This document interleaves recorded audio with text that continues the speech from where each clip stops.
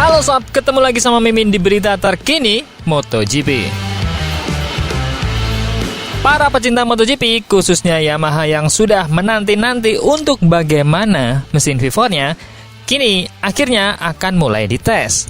Setelah gagal bulan Desember lalu, Andrea Dovizioso akan menjadi test ridernya, dan motor itu akan diuji di Sepang.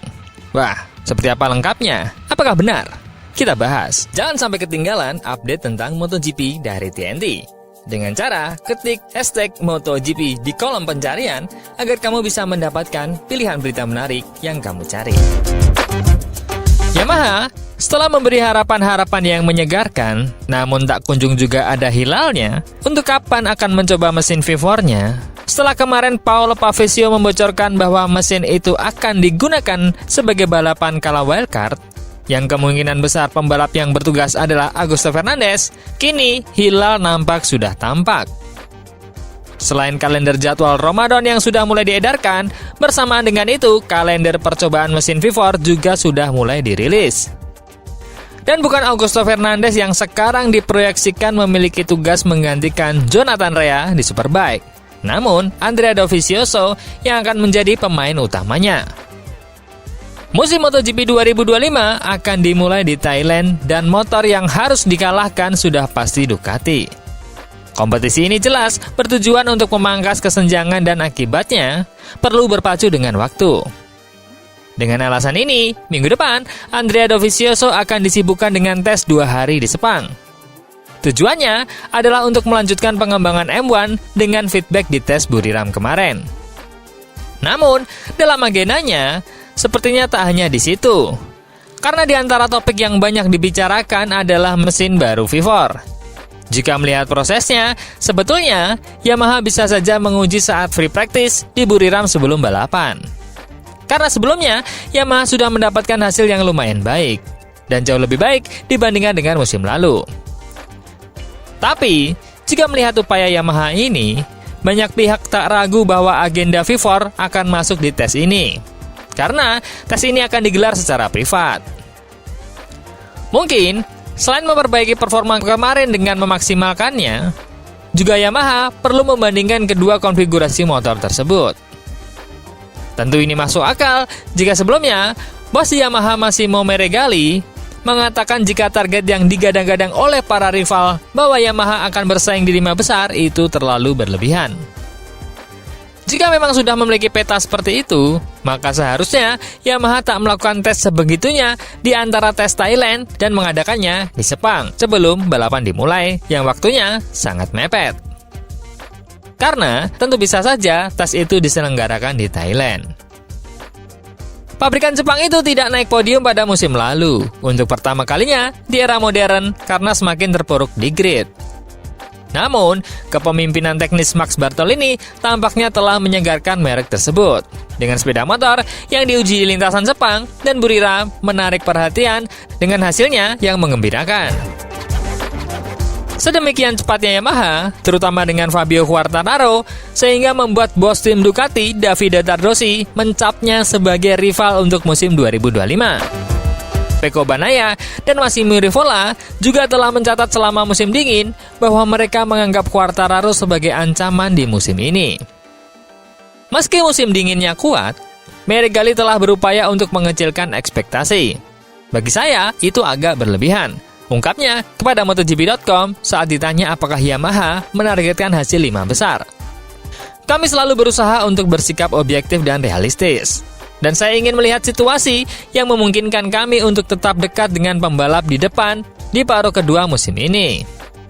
Namun, di Sepang, kami mendapat pertanda baik dan kini kami juga memiliki lebih banyak teknisi, lebih banyak orang. Dan saya harap ini akan membantu kami mempercepat segalanya. Untuk pertama kalinya, sejak 2022, Yamaha akan menurunkan 4 motor setelah menggandeng Pramac sebagai mitra satelit.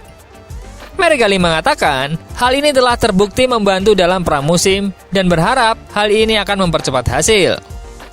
Pertama-tama, kami benar-benar perlu membiasakan diri dengannya. Katanya, tentang memiliki tim satelit yang didukung pabrik. Namun, fakta bahwa kita dapat memiliki banyak data adalah sebuah keuntungan. Kemitraan baru ini sungguh hebat. Jadi kami punya lebih banyak informasi untuk dibagikan. Jika 3 atau 4 pembalap memiliki sudut pandang yang sama, itu sudah cukup. Dan ini juga membantu mempercepat hasil tetapi juga mempercepat performa motor. Sedangkan dengan ancaman yang semakin nyata dari para rival, Marc Marquez dari Ducati menyampaikan bahwa Ducati akan semakin kuat, dengan jaminan bahwa dia tak akan berseteru dengan Pecco Bagnaia, meski sama-sama menargetkan juara dunia. Marc Marquez menjelaskan alasan mengapa dia tidak akan berselisih dengan Pecco Bagnaia. Marquez mengatakan rekan timnya di Ducati, Pecco Bagnaia adalah seorang pria sejati di luar lintasan, tetapi merupakan pejuang terhebat di lintasan. Ducati telah menyusun susunan tim pabrikan terkuat yang pernah ada dan bisa dibilang salah satu yang terbaik dalam sejarah MotoGP. Saat memasangkan juara kelas utama 6 kali Marc Marquez dengan pemenang gelar ganda Pecco Bagnaia. Ini adalah langkah yang memaksa Ducati kehilangan juara dunia 2024 Jorge Martin ke Aprilia dan tim satelit Pramac ke Yamaha. Sementara kubu VR46 dianggap juga tidak senang dengan hal ini musim panas lalu. Banyak yang memperkirakan dampaknya akan terjadi pada tahun 2025. Setelah keduanya bentrok di Grand Prix Portugal tahun lalu dan bergesekan dengan firing di GP Spanyol.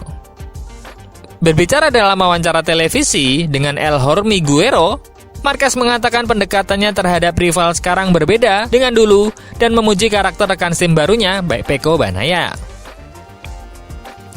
Jika Anda memasukkan 2 ayam jantan dalam kandang yang sama pada usia 22 atau 25, itu buruk. Ini luar biasa, tapi menurutku dia berusia 27 tahun dan aku 32. Selain itu, Pecco adalah pria sejati, dia tenang.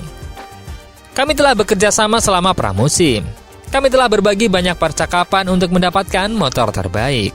Tetapi, kita berdua tahu bahwa di balapan, dari mulai start hingga finish, setiap orang akan mengutamakan kepentingan mereka sendiri di lintasan. Tapi kemudian, di luar lintasan, saya tahu cara membedakannya. Saat saya berusia 20 tahun, saya tidak tahu bagaimana membedakannya. Itu masalah hidup dan mati. Waktu saya berumur 20 tahun, keadaannya seperti sekarang, tapi sedikit lebih buruk. Namun dengan cara ini, ada kesatuan dalam tim. Pecco adalah seorang pria sejati. Dia tidak pernah meninggikan suaranya atau melakukan hal apapun. Tapi di lintasan, dia adalah pejuang terbesar. Jika dia harus menaruh sepedanya di depanmu, seperti yang harus dia lakukan, dia akan di depanmu. Tapi begitulah dia. Marquez mengakhiri tes pramusim terakhir tahun 2025 sebagai yang tercepat di Thailand. Dia menarik perhatian dengan simulasi balapan yang mengesankan. Ducati akhirnya akan balapan dengan mesin 2024-nya selama 2 tahun ke depan, karena belum mampu mendapatkan performa yang dibutuhkan dari versi 2025 saat melakukan pengereman untuk melakukan homologasi terhadap mesin tersebut. Tahun ini juga akan dimulai dengan desain aero dan sasis 2024. Meskipun versi 2025 akan dievaluasi pada uji coba pasca GP Spanyol di akhir April nanti.